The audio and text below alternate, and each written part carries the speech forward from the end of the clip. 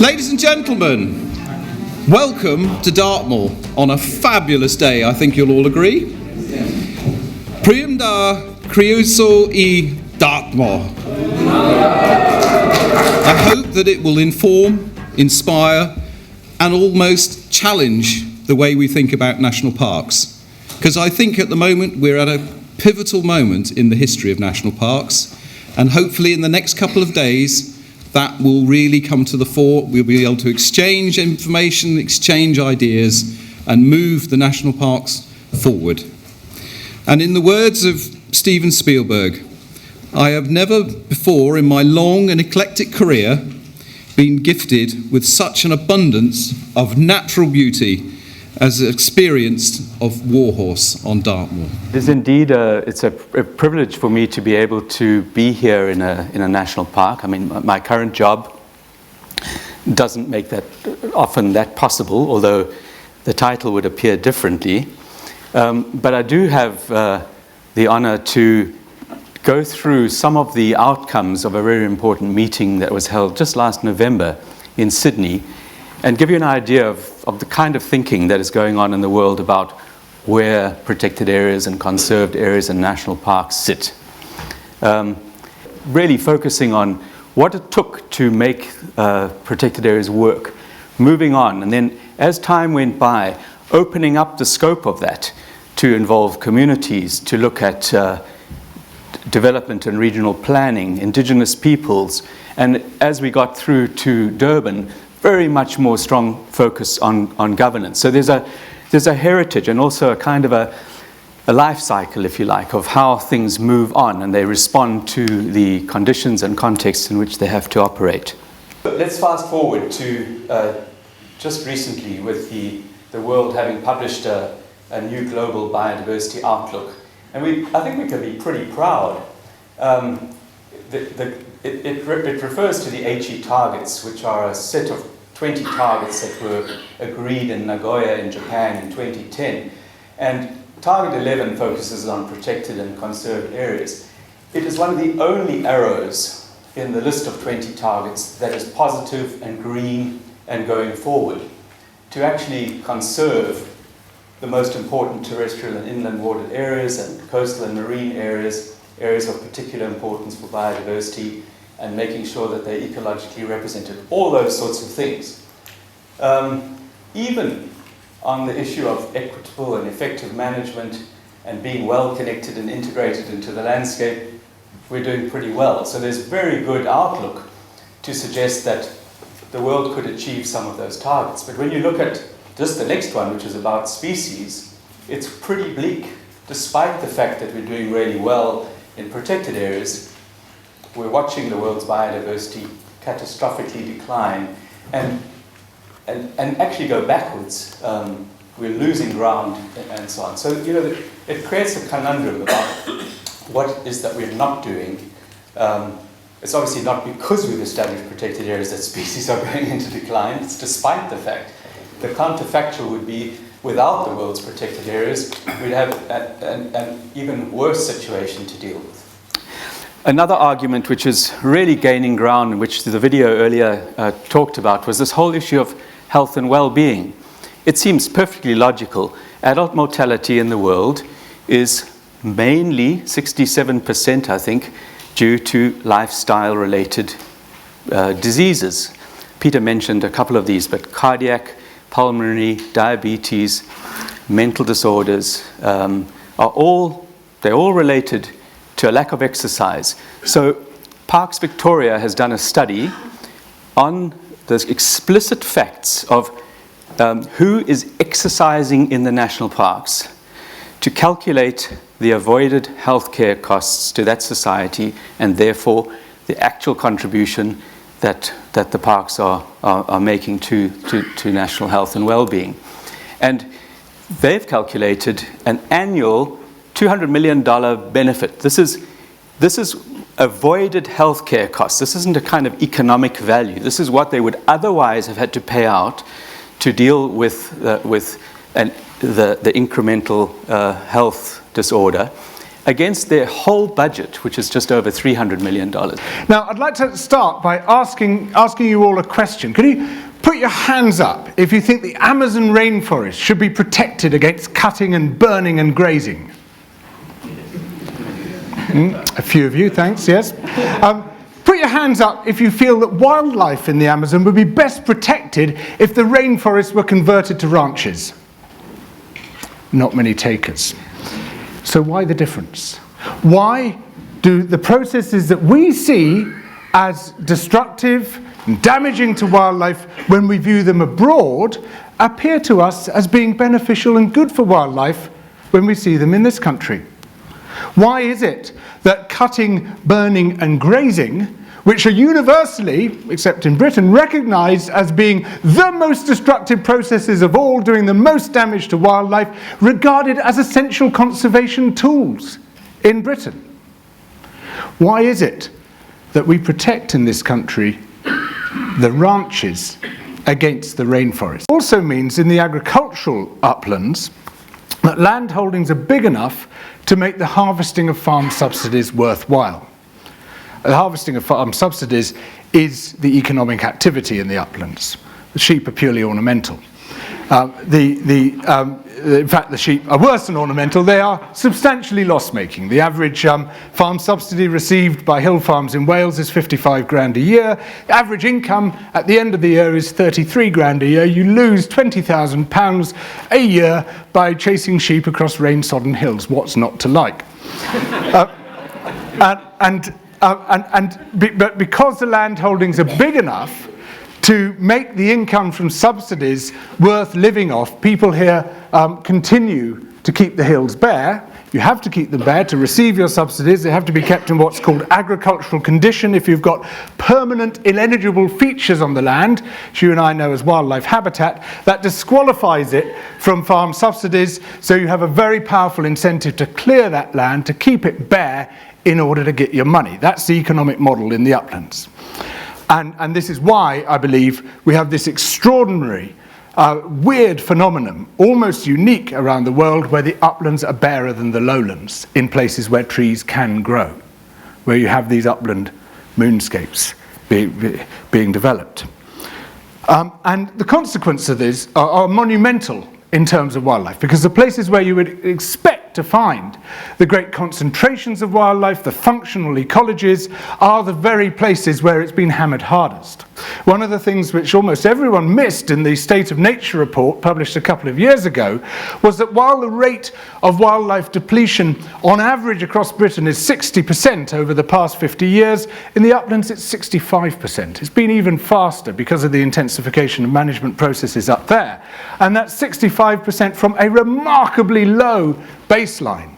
We're looking, and you don't have to go very far from here to see it, at places which have lost almost everything. Not just their trees, but also almost all their ecological function. They've lost nearly all their trophic levels, their steps in the food web, going both vertically and horizontally. They have a remarkably narrow range of life surviving there. The great majority of wildlife needs cover. Places to hide from predators, to ambush prey, to escape the extremes of temperature and humidity. They need structural heterogeneity, ecological architecture to create the various niches they require for survival. And it is almost entirely absent in such places. The broader, I hate the term ecosystem services, let's call it the functional ecology, that too has been comprehensively knackered by these devastating upland management practices, so that when it rains heavily, and it turns out to be a myth that the rain falls largely on the plain. Having lived in mid-Wales for 5 years, I know that is untrue. They ensure that there are no trees to hold back the rain. So when a heavy rainfall hits, we get floods downstream. The watersheds have been trashed. The hydrological cycle has been broken by this very weird, anomalous, highly destructive management pattern that we have in this country, and that we celebrate and fetishize. And the conservation groups, which, when they see it anywhere else, are saying, stop that cutting, stop that burning, stop that grazing. Saying, oh, we need cutting, burning and grazing to protect these precious natural assets where almost nothing lives anymore. You go to the Cairngorms and you see in a fairly recent study there that the upland woodland in the Cairngorms contains 13 times as many nationally important species as the moorland, the heather moorland. 11 times as many as a rough grassland. Now, when we see habitats like moorland and grassland elsewhere, in other words, low, wiry, perennial scrub, rough grassland, we recognise that they result from the repeated clearing, cutting, burning, grazing of former rainforest land, and we see them as a sign of extreme degradation. In this country, we celebrate them, and we regard them as conservation priorities. Instead of trying to restore what we have lost, we maintain the loss and we maintain the ecological destruction which caused that loss. An extraordinary state of affairs, and in my view, a massive failure of vision on the part of our conservation organisations. And I'm sorry to say that the national parks are among the worst offenders. In the document produced by National Parks England, called England's Wild Wonders, it does talk about large-scale restoration of forests and stuff. Unfortunately, what it actually shows you is very small-scale restoration of forests, but then it goes on to create the impression that everything is well, that we're looking after the wildlife is thriving in our parks, whereas nothing could be further from the truth. But I welcome and acknowledge the start which is being made here, and I hope very much that we can build on it. Because what it seems to me we desperately need for our own sanity, as well as the protection of the natural world, is a mass restoration of our highly depleted ecosystems in this country. We could call it rewilding. And what this means is allowing the trees to return to the hills. Not everywhere, but in some places, enough places to have substantial, significant areas, particularly the crucial watersheds, in order to protect communities downstream, as well as providing habitat for wildlife. It means bringing back some of the keystone species, the species which drive ecological processes, such as beaver, such as boar, such as lynx, perhaps in some places one day, such as wolves. But it's because I think you can be the leaders. I think you're in a fantastic position here. You've got the ability to reach so many people in such a radical and exciting way. I think you could be the great rewilders who change the face of Britain in a way that can be almost as much of a step change as the creation of the national parks was in the first place. This, I believe, is stage 2 of the national park mission, and I hope very much you'll embrace it. Thank you. I want to start by declaring an interest. First of all, I'm interested in the fact that my name is Jonathan Dimbleby. You may not be. Secondly, in addition to writing books and making programs of one kind or another, etc., I have a special interest, which is that I've been involved in this territory broadly for a long time. I've been president of CPRE. I've been president of the Royal Society for the Protection of Birds. I've been president of the Soil Association, you name it. I've been on the council of the National Trust. I've travelled the world and seen uplands, lowlands, desert, forest, the lot. Oh, and there's one more thing. I farmed sheep as well.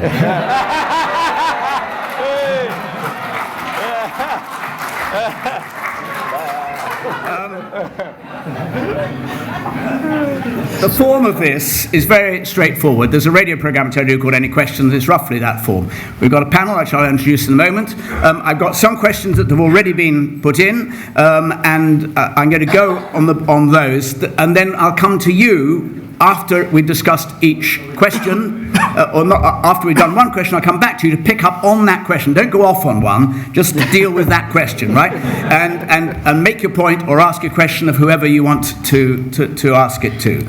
So let me introduce first of all our panel. Starting off on that side over there is Ross Murray, who's the Deputy President of the CLA, Country Land and Business Association, who becomes President, am I right, later this year, Ross? That's right, yes. Yeah. Adrian Phillips has been Director General of the Countryside Commission and is very well renowned as an expert in the question of protected areas. He's chair of the World Commission on Protected Areas. Nick Baker in the middle there is co-presenter, as some of you, if not all of you, will certainly know, the Autumn and Spring Watch series. He lives on Dartmoor and he supports the National Park. How long have you lived on Dartmoor for? 20 years. 20 years, not bad. Maybe a little bit more. Not bad.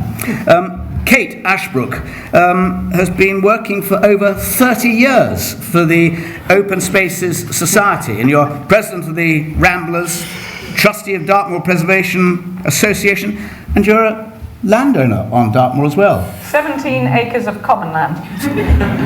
I knew you'd have an answer. I'm not ashamed, I assure you. And Right. Quite right. And George Monbiot, in case you weren't here earlier, is a Guardian columnist who, to my certain knowledge, never knowingly understates his case. There are issues in the public eye, like reducing use of carbon fuels and air pollution from motor vehicles and agrochemicals. And I could add to this George Monbiot's desire to rewild the uplands. These are issues which have impact on national parks, achieving the purposes for which they were created. National parks are often unwilling to lobby publicly. Should they be, or should they do more to shine the light on such issues? If so, how? Agrochemicals, carbon fuels, one might add in alternative forms of energy like wind power, etc. George?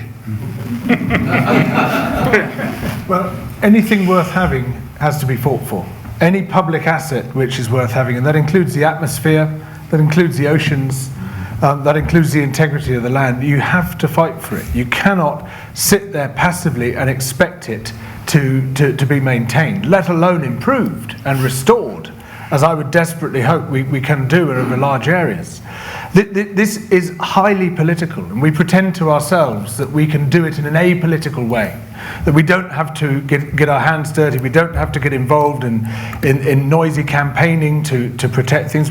It just does not work like that, because there's a lot of very well-connected and well-moneyed people who are driving the processes which are destroying the things that we value. And unless we get together, and there are far more of us than there are of them, those people will win. And they will win against the passively expressed desires of the majority of the population. But unless those desires are made active, unless they're brought together, unless they're made politically cogent and effective, they will be trumped every single time. Now, Kate mentions the muzzled agencies. Other agencies have been shut down altogether, like the Royal Commission on Environmental Pollution, like the Sustainable Development Commission. Entirely political decisions. At the same time, William Shawcross was made head of the Charities Commission.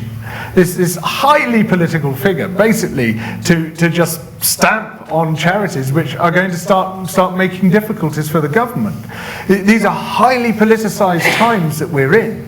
And we have to use whatever remains at our disposal and use it as cleverly and as strategically as possible, or we begin to lose everything. But Ross, a lot of your members who are landowners, they're in business, and you indicated in part from what you were saying earlier on that growth is very important, that the economic growth is very important, and that the environment matters, the rural areas matter, but the growth is very important. So although George says what he says, we have to get together and as it were, if not call a halt to growth, dramatically alter the character of growth.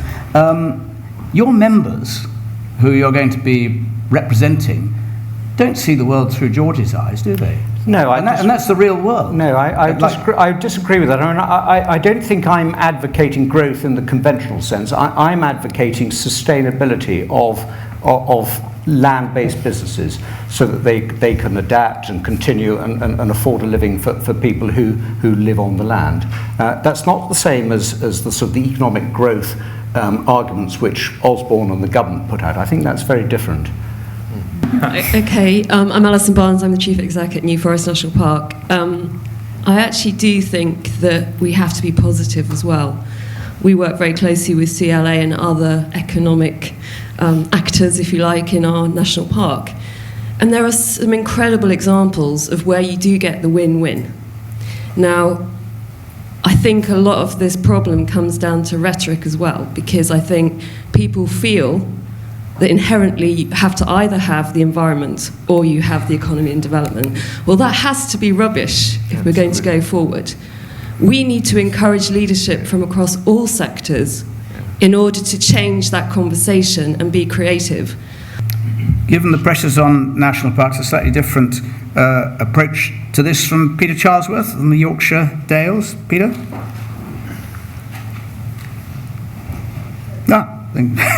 Mr. Chairman, Peter. This is in fact suggested by some of our members because it's a different tack altogether as far as national parks are concerned.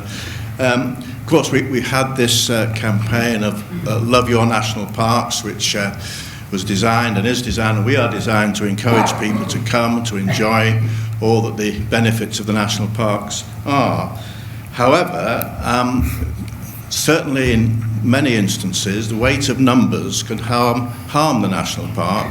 In particular, in the Yorkshire Dales, we have the Three Peaks walks, which are so popular that the whole terrain has been thoroughly eroded, and it's very expensive to maintain it and repair it, and then you can have scars of pavement and so on. Is there a case for controlling the numbers, controlling in particular recreational events in the national parks, which can in fact be overloving them?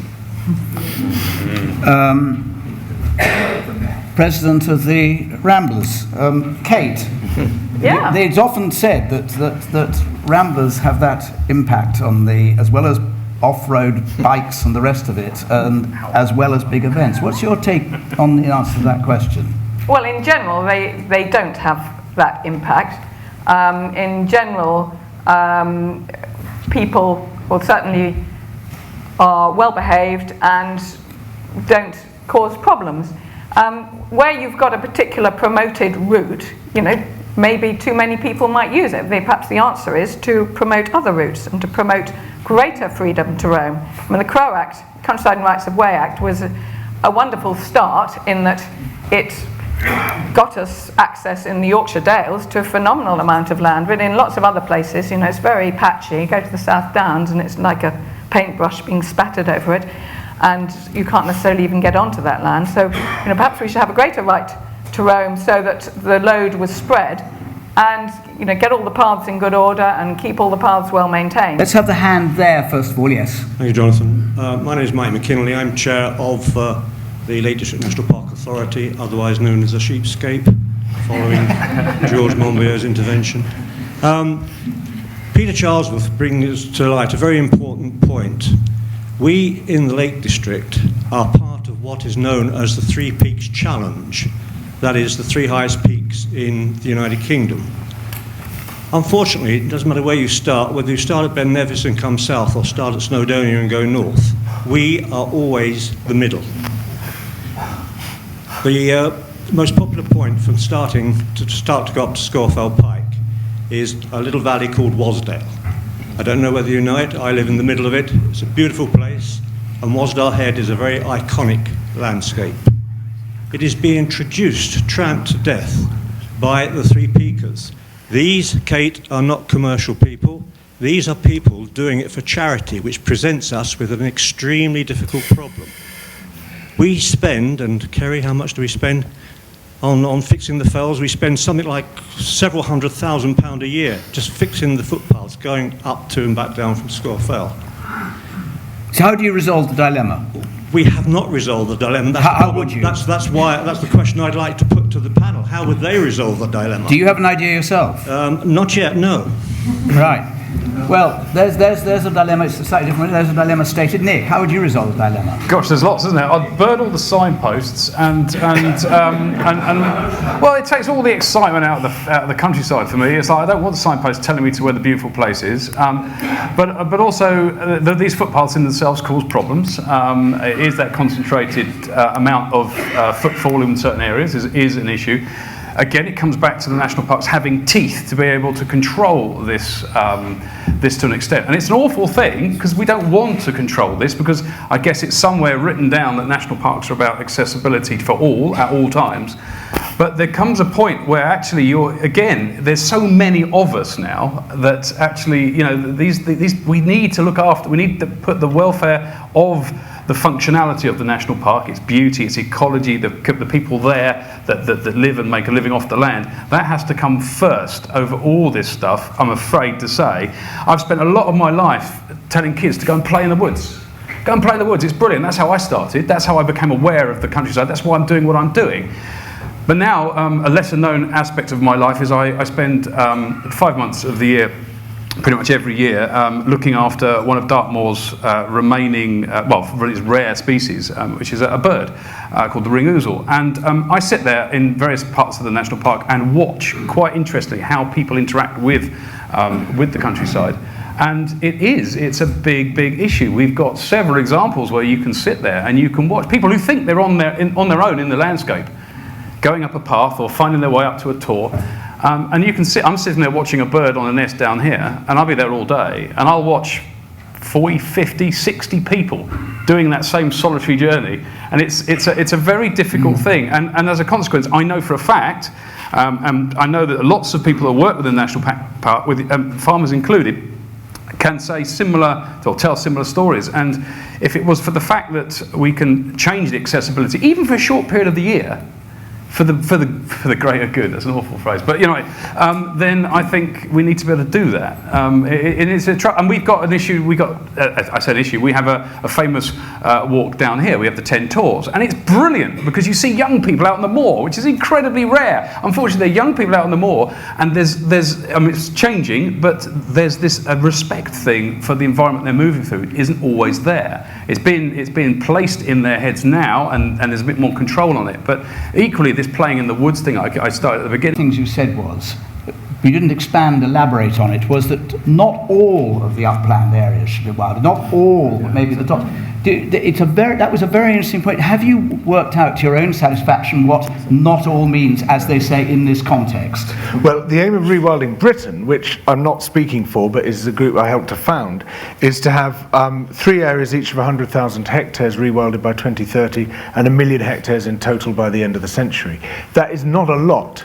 That is a small fraction of the land. Do you know crudely what the proportion is of the uplands? Does anyone know what that might be? No, I don't off the top of my head. No. It's probably about 5-10% of the uplands, something like that. So are you saying that in the world which you hope to, or they hope to achieve over the next 15, 20 years, that you would have it wilded in areas where it is really unproductive land, but that is compatible with farming, even sheep farming? Well, what I'm saying is, what I would say is that none of this is going to be imposed on anyone. No. What we have to do is to present the case to people so that they want to do it. And I'm not going to be the best person to do that. I'm yet to be headhunted by the diplomatic service. I see my role, and yes, I am a polarising figure, but I see my role as opening up space that other people can then occupy in a rather more diplomatic way than I can. If you didn't polarise too, Ross. I must tell you that George spoke last night in the Cauldron's Nest, which was to 150 clients of Savills, who are all landowners. And I have to say, I have to report, George, to my friend who spoke to me this morning, that you were very well received, because there is an appetite out there for change, for new ideas, and trying all these things, and I think it's very much incumbent on us to think laterally and experiment.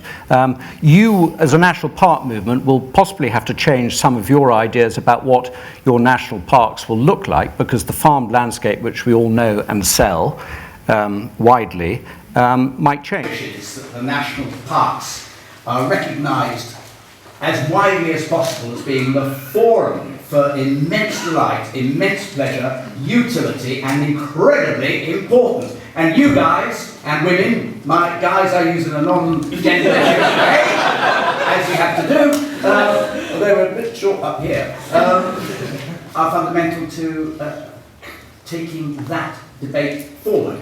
Thanks for letting me share it.